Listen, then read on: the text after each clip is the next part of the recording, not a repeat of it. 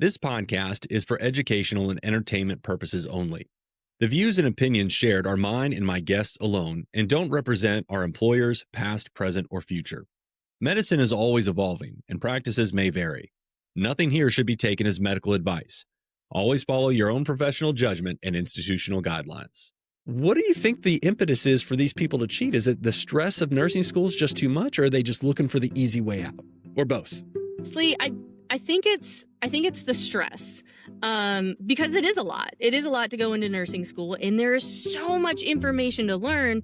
And I think people, I think it's a self-fulfilling prophecy of here's this exam, I'm not prepared for it, so I'll just cheat on this exam. It's just going to get me caught up. But now you're 2 exams behind. So before the next one, you had 2 exams to study for because you didn't learn that information. And nursing school is structured in a way that you build up on this information that you're getting. So you just get behind and then you kind of have no choice. Welcome to the Beyond the Call Light podcast with Gary, the ER nurse, where we tackle the tough topics in nursing. Update your whiteboards and huddle up because this episode begins now. Welcome to the podcast. I'm Gary, the ER nurse, and I'll be your host for this episode. Now, before we get into the guests that you see on the other side of the screen, I do want to talk about one of the questions I get a lot when I do a TikTok live is, how do I choose my guest? And that's a very good question. And one of the things that I'm very grateful for is that when you have a new podcast and you're an unknown host and there are no episodes for people to listen to, it is truly a leap of faith for guests to come onto your show because they don't know who you are. They don't know what your background is really, and they don't know what the show is going to be about. So it is a tremendous leap of faith for somebody to agree to come on the show. And one of the very first guests on Beyond the Call Light is Anna, the ER nurse, one of my very first TikTok nurse friends. We've gotten to know each other through lives and posts. And so just an interesting story. So Anna, if you wouldn't mind, just introduce yourself to folks and let us know a little bit about you. I'm Anna, obviously. I am an ER trauma nurse. I have been a nurse for about 5 years. So if we do the math, I did graduate during COVID. But the most exciting thing I think about what I do is I precept the nursing students. So whether nursing students are coming to our ER for the day or they're finishing their final semester and they're precepting and get that practice into actually being a real nurse, they hang out with me and I love it. I love it. And so I actually started on TikTok to advertise products and it became something else entirely, which I'm totally fine with. So I mix a little bit of humor, well, a lot of humor, a lot of sarcasm, but also some little education granules sprinkled in there. So it's been a process, but that's where we are now. So 3 of the main topics that I wanted to kind of talk about with you specifically on this episode of the podcast. 1, nursing is a second career. I'm a second career nurse. You are a second career nurse. You touched on a little bit graduating nursing school during a global pandemic, and there is only one nursing class in recent memory within the last century that can say they graduated during a global pandemic. So you have a very unique perspective that I kind of want to explore a little bit. And then lastly, you touched on precepting new nurses and nursing students. I want to talk about breaking that nursing cycle of bullying and then also that whole concept of eating our young. And we still see it today and talk about some of the things that we can do to mitigate that and help break those cycles. So like me, you are a second career nurse. Tell us a little more about that journey for you and how you ended up going down the nurse path. Well, if you know me at all through lives or TikTok, you know that I'm now realizing that the ADHD is terrible. So now my career path makes so much more sense. But when I was little, I always knew I wanted to be in the medical field. It's kind of wild. I'm in between 2 brothers and they fought like cats and dogs and they were constantly like hurting each other in some capacity. So I was always patched them up. I didn't know what I was doing. I was a kid, but I loved it. So growing up, it just never really occurred to me that I could be a nurse, despite the fact that I would steal my grandmother's nursing books and read them in the bathroom in the middle of the night. Cause like I was so curious and I wanted to know, but I never thought about going into nursing school. It never really crossed my mind. It wasn't really floated to me as an idea. So I had moved out of my parents' house. I was driving by a local fire department and it was like, we will pay for your EMT school. And I was like, you know what? That's a great idea. Then I can see if I can handle it. It's a cheaper option. It's a faster option. So I could see if I even enjoyed being in the medical field. And that's where I stayed for 8.5 years. I was on a volunteer fire department, but emphasis on the volunteer. Did not get paid for that. So I had to have a full-time job as well, which I developed a career as an operations analyst for a medical association. So by day, I would sit at a computer in Chicago, and by night, I was running calls all night long. So if I was not on the clock, I was off running calls back home. So, and that's what I did for a long time until I moved to Florida. So, um, I gave up my EMT job because, it's hard to volunteer from halfway across the country. And over time, I was like, man, I really miss taking care of patients. I really miss taking care of patients. This stinks. I don't like my job anymore, but it paid the bills very, very well. And it was a cush job because I worked from home. It was super great. And so I was hanging out with a bunch of friends, and one night we were talking about what we'd want to do with our lives. If we could do anything, what would you do? And without catching a beat, I said, well, I would be a nurse. And they're like, well, why aren't you? And I was like, I don't know. Why aren't I? So I talked to my husband. He was very reluctant at first because, I've changed careers probably. We've skipped a lot of jobs in there. Those are the main points. But so we talked about it. He was like, I don't know. Let's talk about it some more. And the rest is history. He got on board and was like, you know what, you do need to be a nurse. And we planned, and I went to nursing school, quit my very easy work from home job, and now here we are. So, and I say I'm a second career nurse, but like you, I've had several careers before I became a nurse. It's just easier because it doesn't make any sense when you say I'm a fifth career nurse. Like, how's that possible? How old are you? Right. But I would say for me, changing careers was totally unexpected. Like if you would, I'm not like you. Like if you would have asked me at 18 and said, hey, you're going to be a nurse one day, I would have laughed at you. Like, absolutely not. No, like that is so far off my radar. No way. But it's funny the path that life often takes you. Now, that being said, when you went back, what did you find to be the biggest challenge going back to nursing school as somebody who was a adult? Like with responsibilities and a previous career behind you, what was one of the biggest challenges you faced? I think it was twofold. One was internal, one was external. The internal problem I faced is that I took it so seriously, like so seriously, that I was like, I have to learn every piece of information I possibly can because I am the last stop. I'm the last person between someone and death. Like I put so much pressure on myself that if I was awake and not doing mom or wife or, that sort of stuff, I was studying. Like to a fault. I didn't take downtime. I barely saw any friends. Like I would just put so much pressure on myself to be the best and know everything. And you're not going to. Now looking back, I was like, oh my God, there's no way. There's absolutely no way. But I put that pressure on myself a lot. And that really showed in my mental health. And then of course we kind of talked about, graduating. COVID was just the cherry on top of that whole disaster. But that was kind of the internal part that I really struggled with. But externally, I was significantly older than most of my cohort. Like there were actually three of us that were kind of in a study group, older moms. We were the moms of the group, quite literally. But it was very difficult because I had so little time because I had so many responsibilities outside of class that when other students would come in completely unprepared and then that would cause us to have to stay even later, it was so frustrating, and they would get very mad at me because I was getting good grades. I was getting A's because I studied 24/7, so they came in and they were so angry at me because I knew the answer, or I did well in simulations, which I also had a lot of years as an EMT. But I just kept to myself for the most part, but that was very frustrating for a lot of my classmates. And here's a little nugget you didn't know: I got reported for bullying twice in nursing school. Wow. So yep. Once was because I made faces at people. I got reported because I made a face. But have you met me? My face has a mind of its own. But and then another time was they thought that I said something, but it was someone else, but we were standing next to each other. So like, oh, she said this, and I'm like, that wasn't me.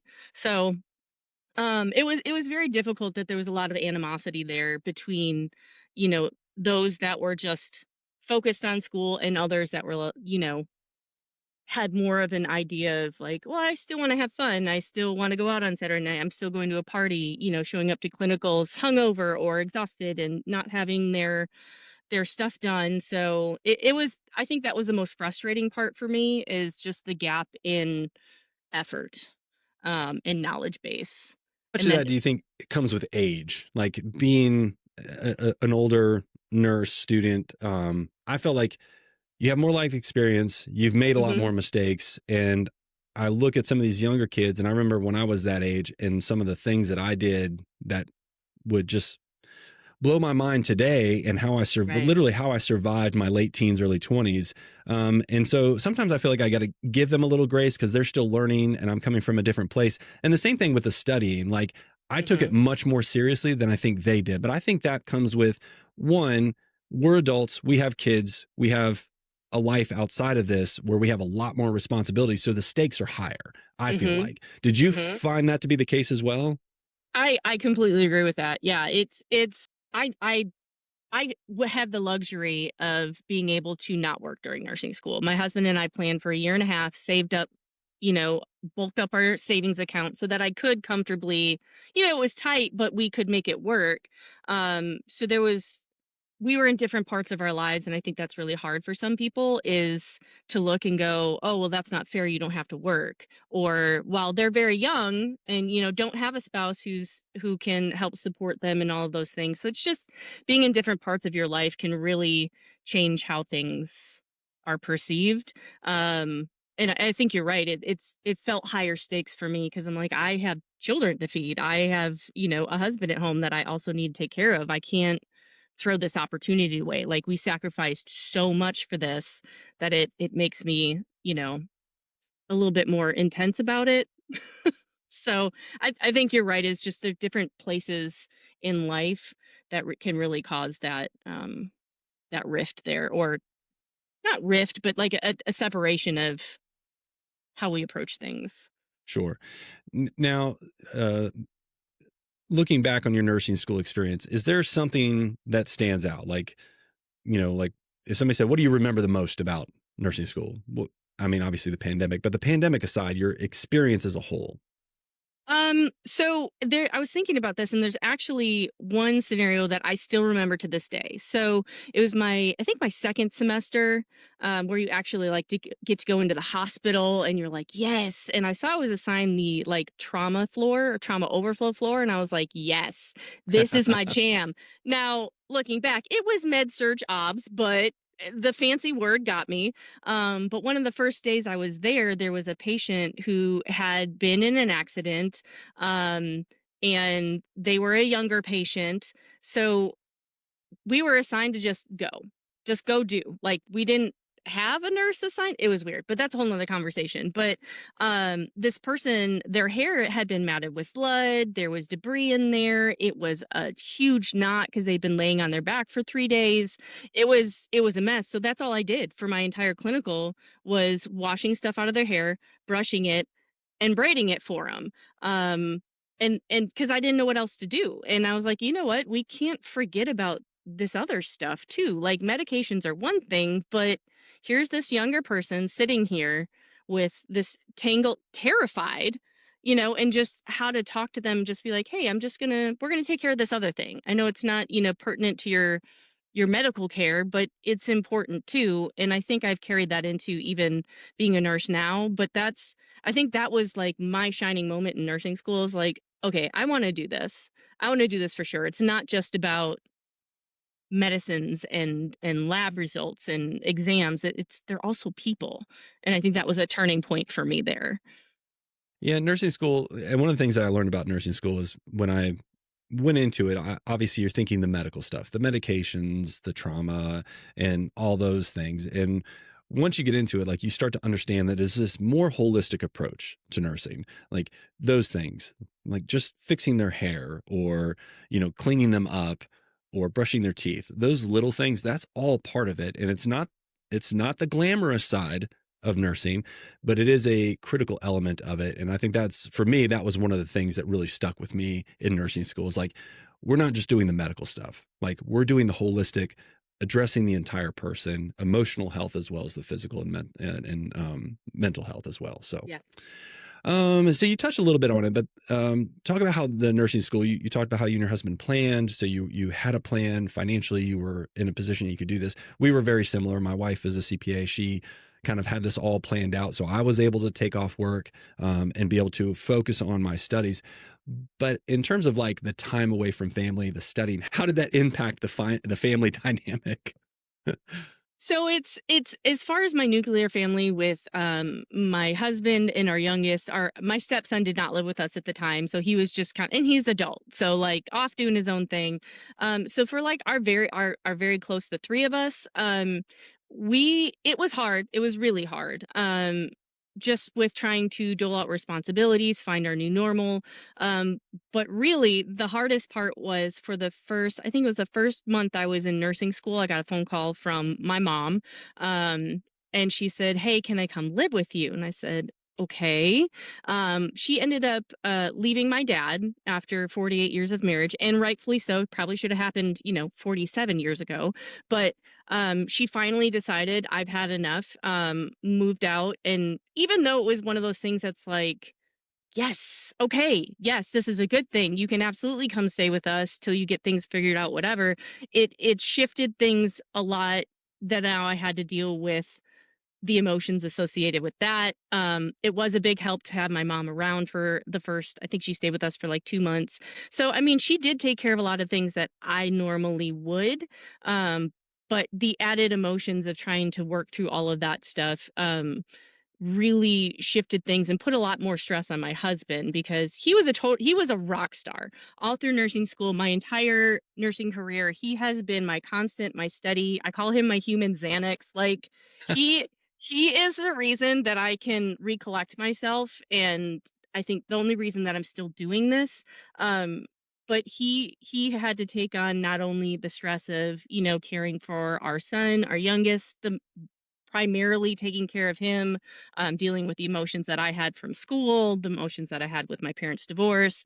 So we got an extra stress.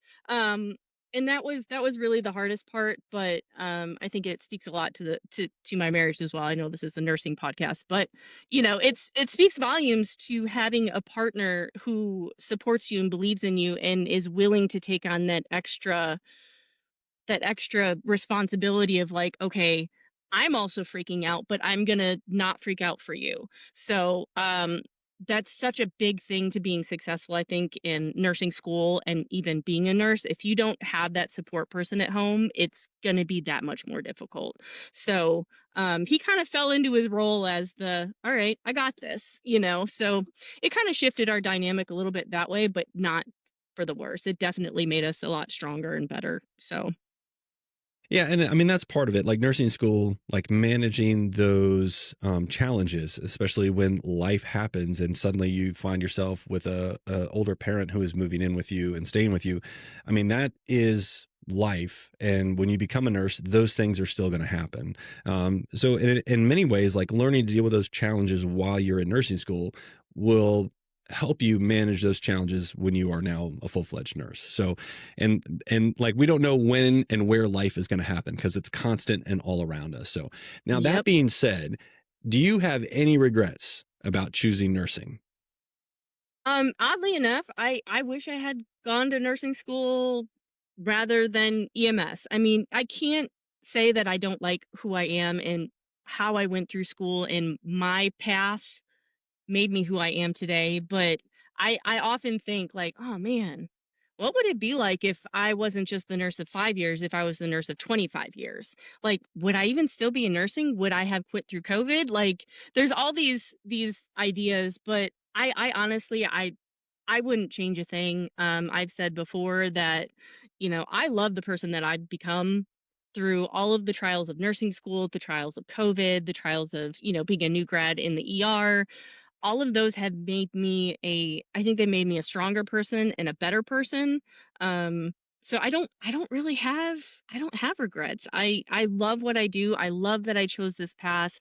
I would encourage anybody that's thinking about nursing school, ignore everybody else that's like, it's terrible, don't do it. Like, absolutely, if that's where your heart is, there are so many opportunities for you in nursing. Do it.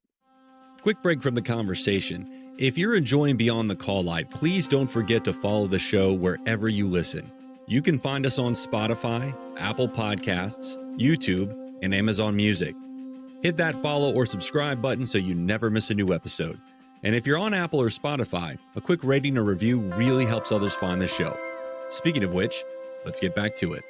By this time, we've already touched on the fact that you graduated nursing school during COVID. And as I mentioned in the open, you are among a very select group of nurse graduates who graduated during a global pandemic. And that hasn't happened in more than 100 years. How does that feel? Um, I think that it forced a lot of us to we had to grow up. Like, we talk about, or I talk about a lot, how when you come out of nursing school, like, nursing school teaches you what you need to know to be a nurse, but it doesn't teach you how to be a nurse. So that learning curve was like a cliff face for us, because we came out and they needed nurses. So a lot of our orientations were cut short. And they were like, oh, good enough, go ahead and take care of patients. We were given probably really unsafe assignments because they're, super, super sick people we didn't know how to manage appropriately. They're like, it's better than nothing. And honestly, even backing before that, I was supposed to go into my preceptorship right when COVID started, and they kicked all the students out of the hospital. Right. And I we was were going to ask told, you about that. yeah, so half of our group, because we got split in half, the front half got about half of their shifts in, depending upon how they scheduled them. So they got kicked out halfway through. We never went into the hospital. So I think I was very lucky in that I already had a lot of bedside experience, well, bedside cot side experience in EMS, so it wasn't as scary for me. But we were told they didn't know if we were going to graduate on time.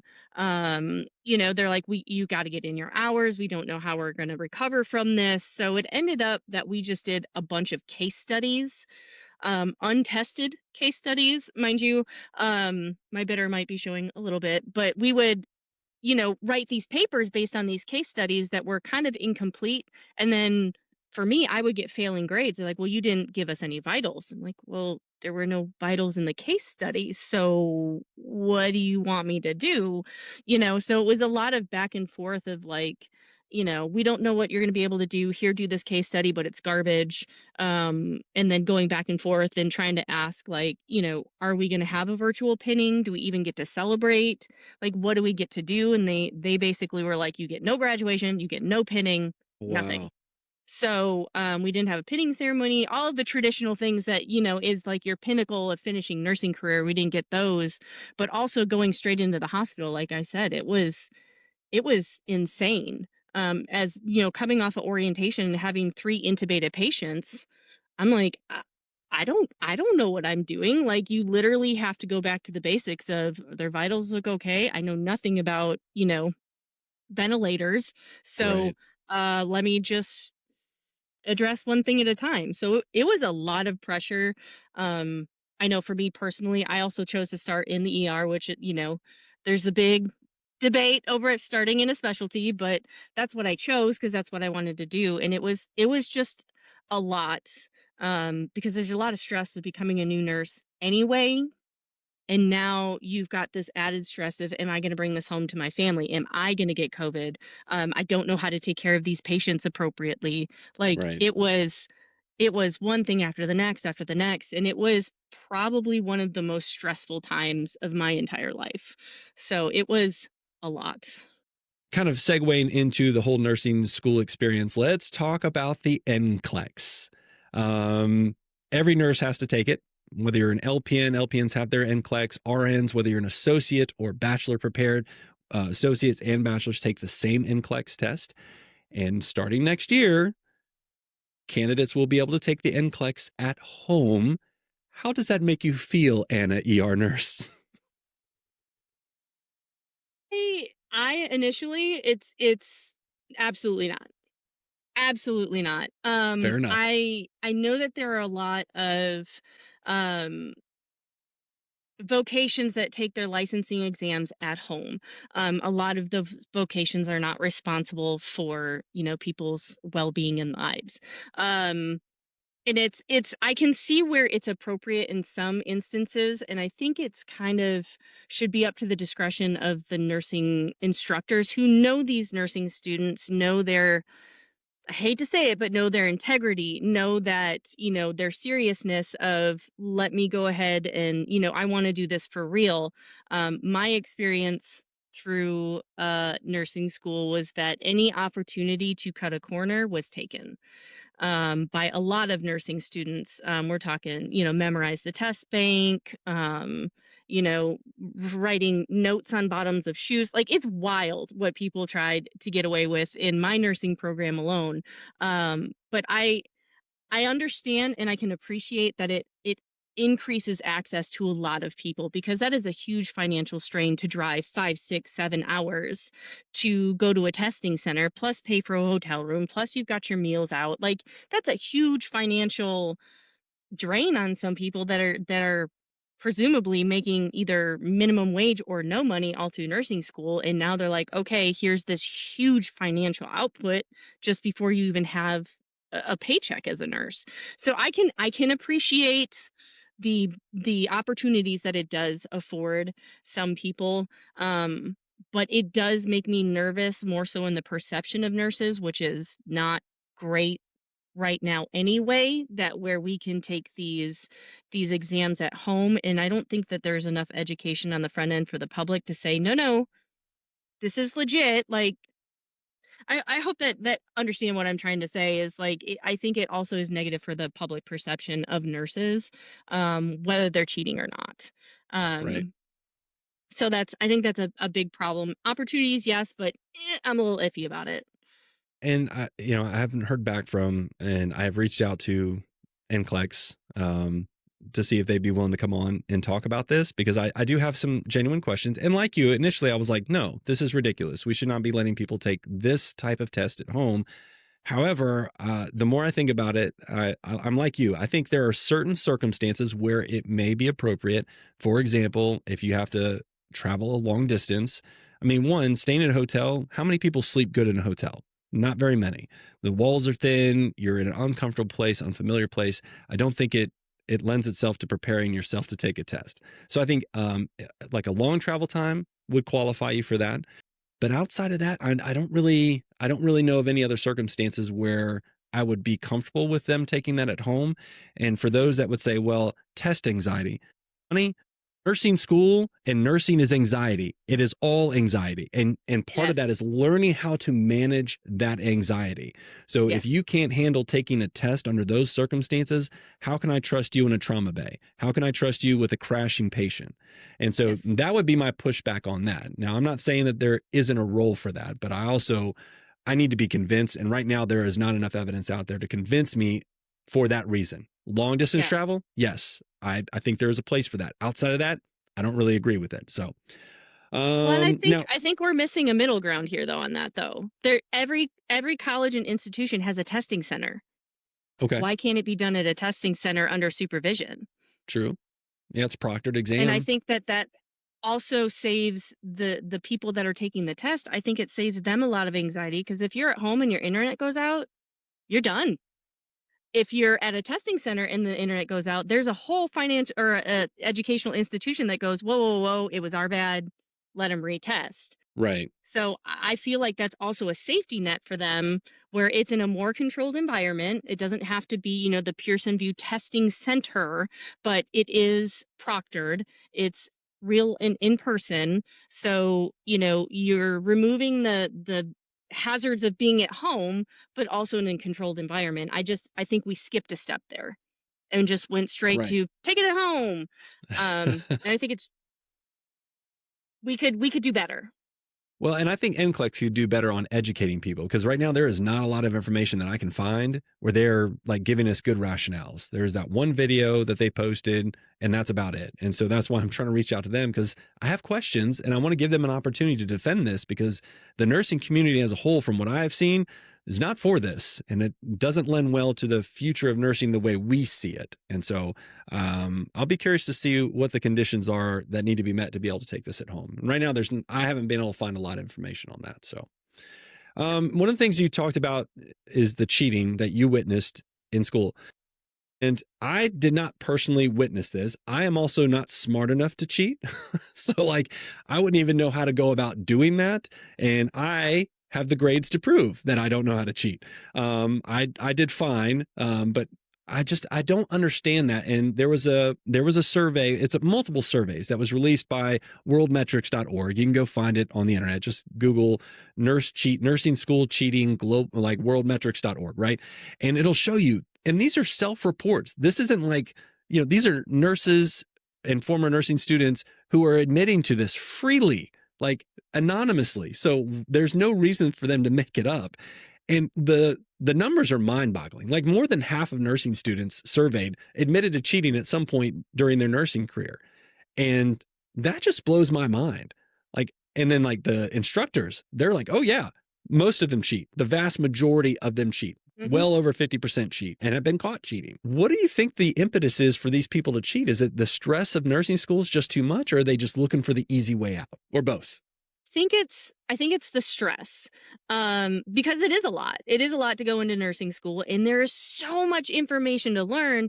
And I think people, I think it's a, self-fulfilling prophecy of, here's this exam. I'm not prepared for it. So I'll just cheat on this exam. It's just going to get me caught up. But now you're 2 exams behind. So before the next one, you have 2 exams to study for because you didn't learn that information. And nursing school is structured in a way that you build up on this information that you're getting. So you just get behind and then you kind of have no choice. I mean, that's kind of what I saw happening. I think there was a lot of people who just didn't have the time to study or didn't make the time to study like I did, and they would just panic. We had one nursing instructor. It is the first exam in my entire life that I ever failed, was her nursing exam. And I was like, what happened? What happened? Granted, she would curve things and you had an opportunity to defend your answer. But it was very scary because I don't know all nursing programs, but like if you drop below that percentage, you're out, you're done, goodbye. So there's this panic of like something came up in life, because we know nursing school does not offer a lot of work, school life balance. And something happens and you get behind. So then you just go, okay, I'm just gonna grab this test bank for this one, and then I will get back on track. And it's this, just snowball of now you're behind and now you're hosed. Now you're desperate, not just inconvenienced, you're desperate. And I think that's part of it. I would love to see nursing schools go a little bit slower and be a longer program. And I think that would be beneficial for everybody, but that's not the world we live in. So no, I mean, it's I think already the expensive pressure is enough. great. Yeah. I think it's just the pressure gets to people and they go, I can do this just this one time. It's fine. And that's what the survey But even I don't asked know. about that. And they all identified like the difficulty and stress of nursing school itself is what drove them to cheat. They felt like so much pressure to keep up that they felt the only way for them to keep up was to cheat. And then you're right, it snowballs. Like they cheated on this one, got away with it. Next one will be easier, or they feel more confident that they're going to cheat on the next one. So yes, and I want to say something like 1 in 5 nursing graduates has some type of academic mark on their record for fraud or cheating or something like that. And that's terrifying. Like 20% of nursing graduates have been like, had their hands slapped for cheating. Yeah, that's not what you want to see, especially in a profession that is responsible for human life. So, Correct. And the other thing that really blew my mind, and I've not found anybody that can answer this question, but there was a significant number of nursing students who are now nurses who admitted to cheating on the NCLEX. Like, how does one cheat on a proctored exam at a Pearson View Center? Like, I don't understand, how is that even possible? Because I always felt like when I took that test, like if you even flinched wrong, or sneezed, like they were on you. Like, what did you do? Mhm. What are you doing? Where are you? Why Mhm. are you looking over there?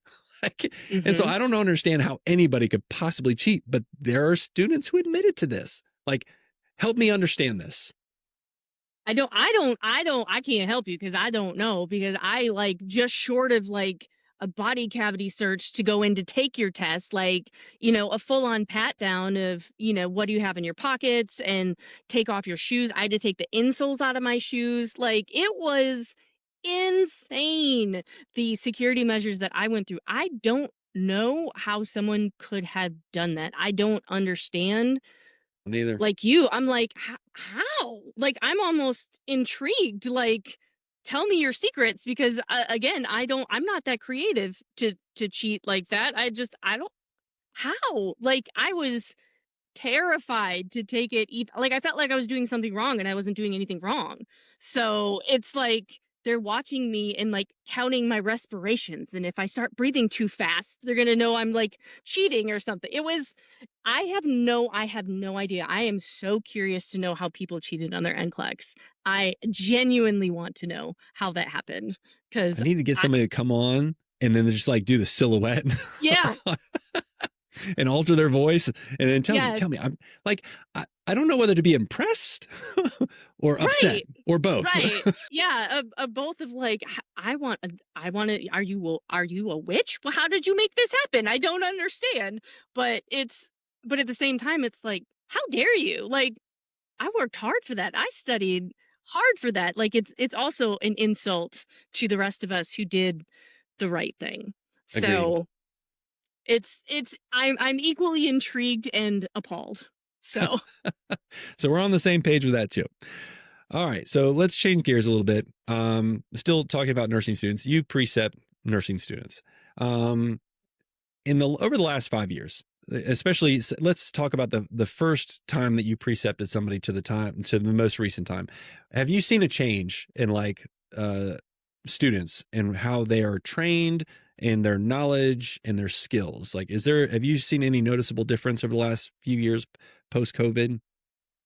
I think, honestly, I think that it is actually getting more disconnected the farther out we get. I don't really know why, um, but it may be that I actually know what I'm doing more now, because I was a nurse for maybe a year and they're like, hey, you have a student. I'm like, what?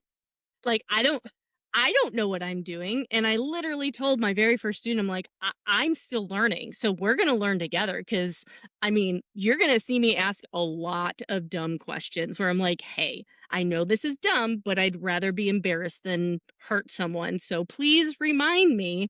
Um, but it is, well, sidebar, it is funny because she was so quiet. She was painfully quiet, would not say a single word, just sat there like quiet as can be. She ended up becoming my coworker. She's off traveling now, but she is um my mini me, and the oh no, I'm not dealing with that. Like, she is no longer quiet. So I don't know if we just brought her out of her shell or what, but honestly, I have seen a lot more nursing students come out, and they can't even talk to people.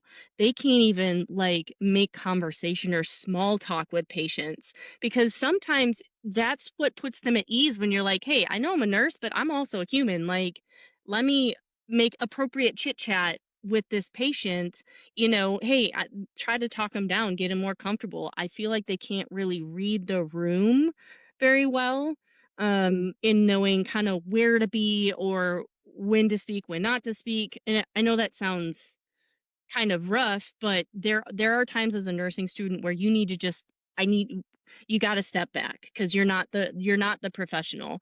And sometimes, jumping in and speaking over nurses, it's not good. But I do think that's the biggest thing, is those soft skills that I think you and I had down because we had those previous careers. Right. It's something that they're very much lacking, and I don't know if it's a digital world, or I know that the program I graduated from, is really focusing more on simulations than clinical time. I did a live last week and a nursing student was saying, we have all these simulations and the mannequins do everything.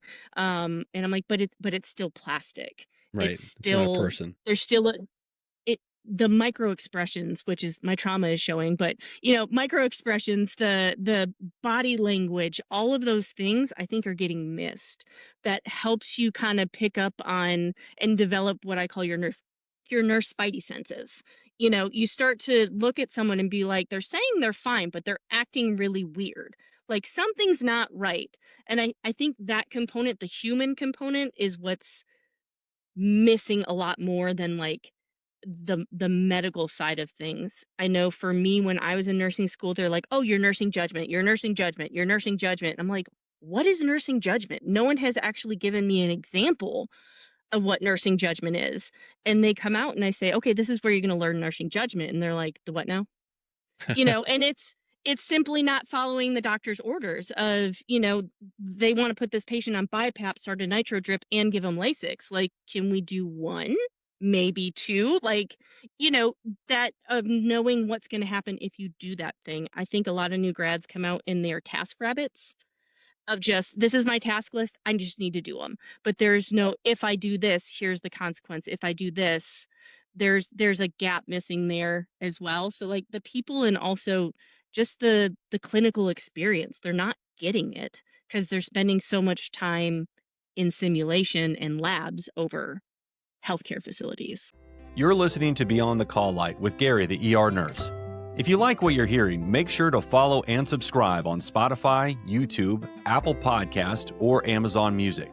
New episodes drop regularly, and your ratings and reviews help us reach even more listeners across the healthcare community. Now, back to the show.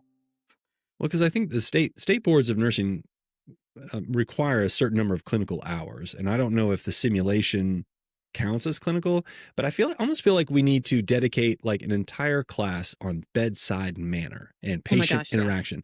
Yes. and take the medical stuff out, take the tasks out. And I think medical schools could do a good job of this too, because I know a lot of doctors who also lack that bedside manner. But I think nurses, doctors, I think a bedside manner course would benefit us greatly as a profession in healthcare. I've even had patients straight up ask me, is like, do doctors not take a class in bedside manner? Because that, I don't know what that was. And that was rude. And so I think I would love to see a push for a bedside manner class. And you can make it a prereq. Like it could be like in your like freshman, sophomore year before you move into the upper division nursing, but have something where that's what they do. They don't necessarily need to wear scrubs. They could do it like volunteer, whatever, where you just help transport patients, talk to them, and get used to just interacting with them without the stresses of all the nursing school stuff, the medications and Foleys and all that stuff. I really think our profession would benefit from that. Oh, 100%. I completely agree. That would, especially these people who, younger nurses who are coming straight out of high school, like they may not have even had a job before. So a lot of these really, really young nursing students, they just don't have that life experience that really helps with that communication aspect. And I think that would be great. I think that would benefit people immensely to be able to do that. I want to kind of roll into from talking about lack of experience to some degree. Let's talk about nurses who have very little experience at the bedside rolling right into that NP program. Like I just graduated from nursing school and I'm already applying to NP school. And my opinion on this is fairly well known. I think that, it takes 3 to 5 years for a new nurse graduate to be considered proficient and confident at being a bedside nurse. And I have concerns about nurses who just graduated from RN program or BSN program and then applying to NP school with very little bedside experience. I'm not saying they won't be good NPs. I'm saying I think I would prefer it as a patient receiving care from them if they had more patient interaction and bedside experience. What are your thoughts on that? I'm right there with you. Like I've been a nurse for 5 years now, and I'm just starting to come home from a shift and be like, oh yeah, I knew what I was doing. Like, don't get me wrong, the imposter syndrome is still there, alive and well, but it's, you don't know what you don't know, and that's the hard part is, getting exposed to medicine as a whole and learning more things that you can't learn in nursing school. It's much like the communication aspect.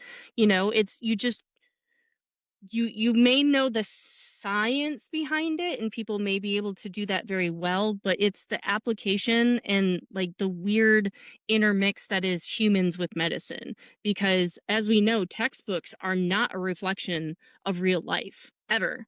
Like, I don't know that I've ever had someone with every perfect vital that we have listed. It's, and I think it kind of sets them up to fail.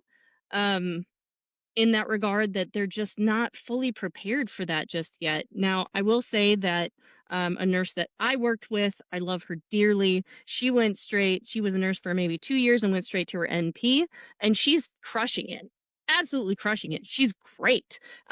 She was a tech before she was a nurse. Like, she has worked her way through it, and I think there are outliers, like you said, that can do that and do well, but I think it's very scary and dangerous. And the same thing as a patient, like, it makes me nervous. Like, do you know it?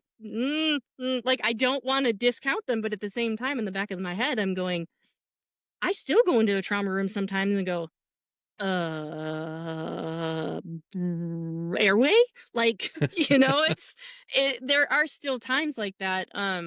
So it would be wonderful if there were year requirements for it, but I do think that there are always exceptions to the rule. I'm talking out both sides of my mouth here, but truly there are people that it's appropriate for, and there are some people that I don't think it is. It's kind of the same thing with the NCLEX testing, like, but you can't universally.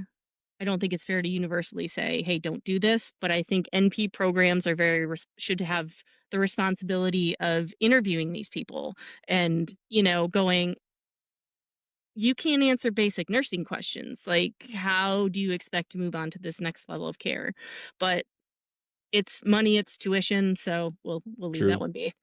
Well, and I feel like the NP market has become very oversaturated because I think there was this push, like so many people want to get their NP, and now I feel like there are a lot of NPs out there, and um, I don't know if they're having trouble finding jobs, but I don't know. I just feel like there's a lot of them out there. I mean, look, to be a flight nurse, you have to have 3 years of critical care experience, at least 1 year in the ER typically, and 2 years in an ICU before you can even apply for that job. And that doesn't mean you're going to get that job. That just means you're eligible to apply for it. I feel like if we're not going to let nurses be flight nurses with less than 3 years experience, I kind of feel like the same thing for being a nurse practitioner, because that's a much higher level of care. You can now prescribe, some pretty serious medications at this point. So I feel like 3 years is a reasonable amount, but 2 years I think has kind of been the standard, but they've dropped that now, like a year. That's like the minimum. And in some Yeah. cases, you don't even need that. So, but Yeah, like you and said, it's money. Yeah, and I'll compare that also to registered nurses who are, RN, BSN, and straight to their MSN, and they want to go into administration or leadership, and they've never actually done bedside. True. They've I never hadn't thought of actually that. cared for a patient. So they're coming in and going, oh, I'm just going to go straight and get my MSN and then start either teaching, and you've never actually worked bedside, or two, you're going into an administrative or managerial role, and you've never actually done what you're asking these nurses to do. And Or you've done it very little.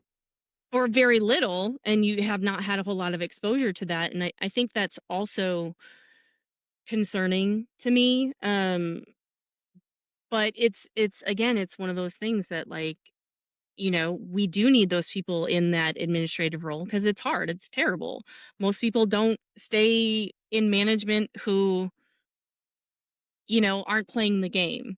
So it's that's another thing that I'm like, you know what, you need to get some street cred before you're the big boss. And Agreed. I feel very strongly about that. Let's talk about nurse burnout. I mean, we hear about it every day. Every time you come on to social media and if you follow any nurses, or you have like that shows up in your feed, you're talking about burnout in nursing. We've seen it. And then they talk about the nursing shortage, et cetera, et cetera. But I always like, and I've heard the experts, I've read the articles, but I always like to hear it from nurses who are actually in the trenches, who are at the bedside. Tell me what nurse burnout means to you. What is causing it? What can we do to fix it? Well, for me personally, I can tell when I've either worked too many shifts, or, as much as we try not to bring home into work and work home, it's going to happen because we're humans. I don't know a single person who can completely compartmentalize those two things. So, your tolerance for that stress and quite honestly, the animosity that we get from patients a lot of the time, it is very frustrating. And for me, it's kind of twofold, not just the animosity and entitlement from patients, which people don't love hearing, but there are a lot of patients who, especially in emergency medicine, that don't understand how the system is supposed to work. And then you've got, on the other hand, you've got all of this burnout of like, we're expected to do so much with so little. And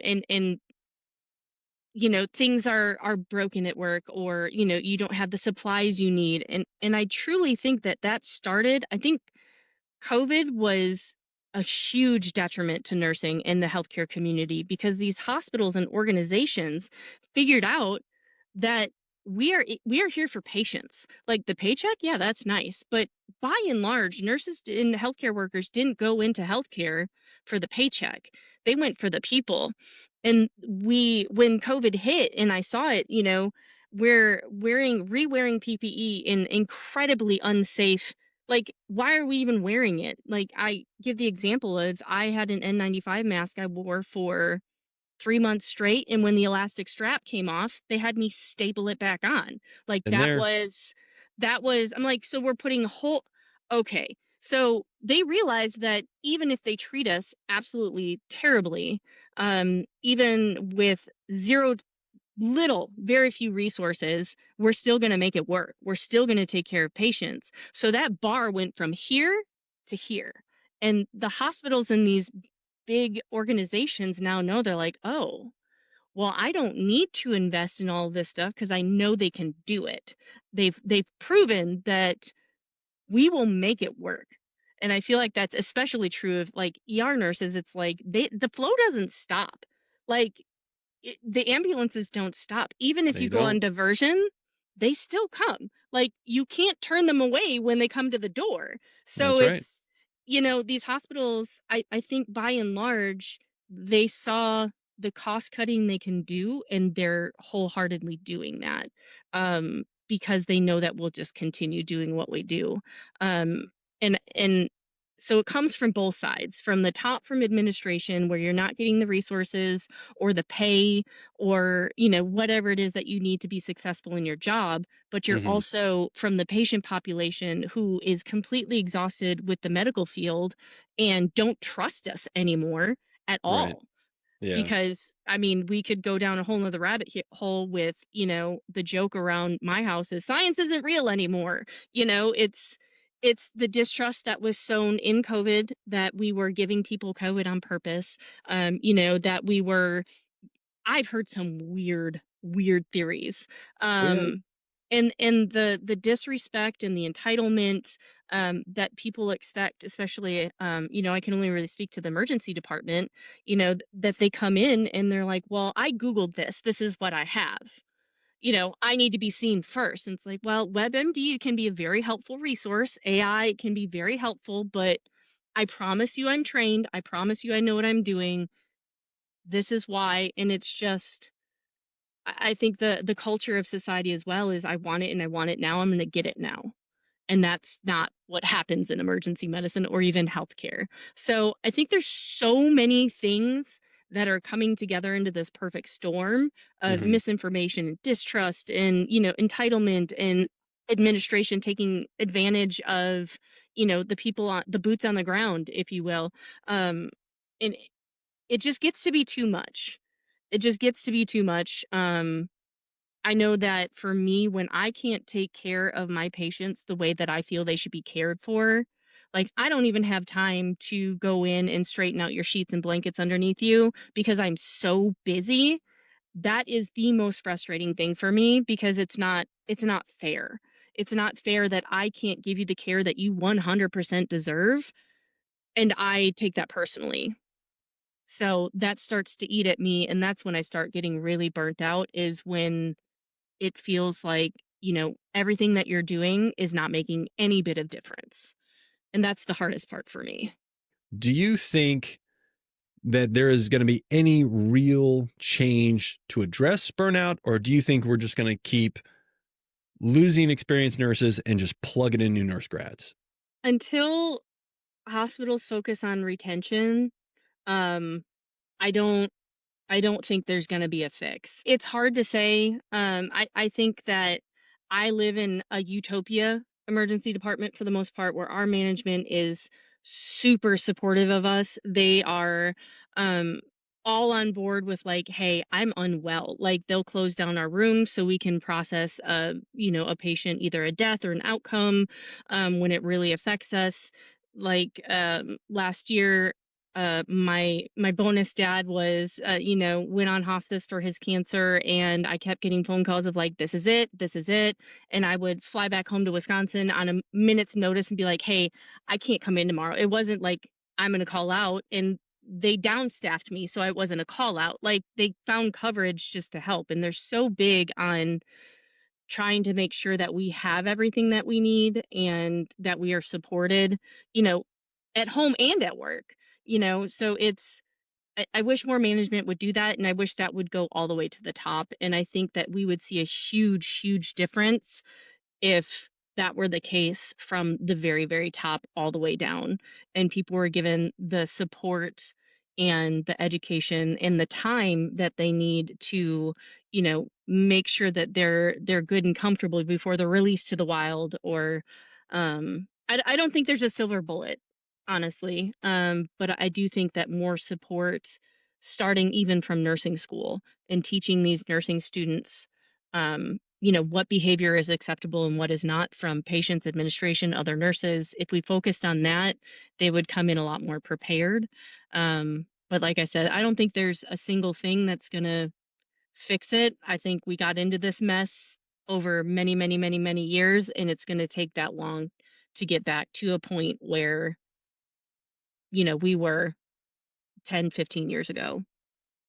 I would say, for me, my perspective is until they take out the for-profit model in healthcare, I don't think the nurse burnout is going to be addressed, because they know that nursing schools are just going to keep churning them out and they'll burn through them. And I don't anticipate any change, because as long as they're making money with what they're doing now, I don't think there's going to be any significant change on the nurse burnout. I think hospitals like you're describing are few and far between, where you have management that kind of insulate and protect the staff. I think managers like that eventually get ground down by the for-profit system.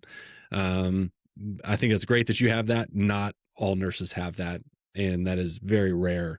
But yeah, until they take that element out of it, where it's a for-profit system, I don't anticipate there being much change. But guess what? Like you said, you and I are still going to show up. We're still going to come and take care of those patients regardless of the conditions. Now, sometimes they're so untenable that you have no choice but to leave, and nurses do that all the time. But there's always going to be somebody that's going to fill that spot for them, and hospitals know this. Yep. All right. We are all, it's unfortunate, but we are all replaceable.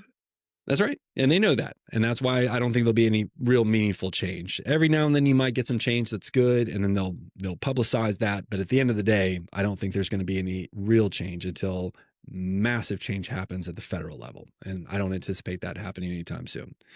Now, talking about burnout and stepping away, you have openly talked about stepping away from the bedside because of burnout, and you are so close to getting your master's degree. So what is next for Anna, the ER nurse? I have absolutely no idea. I truly, genuinely don't know. I went into my master's program thinking that I really wanted to go into administration, hence the, master's in health administration. I wanted to be that person that does it different. I wanted to be that person that could make a hospital a place where nurses are lining up to work, to make it a place where it's different, where, those that are sitting in the boardroom aren't making 6, 7 figures. They're making a respectable income because there is risk that comes with being in that position, but Sure. not into the millions, not into the, I wanted to do it different. And I don't think that that is the place for me, as much as I would love to do that, because I don't think that I can play the game to get there.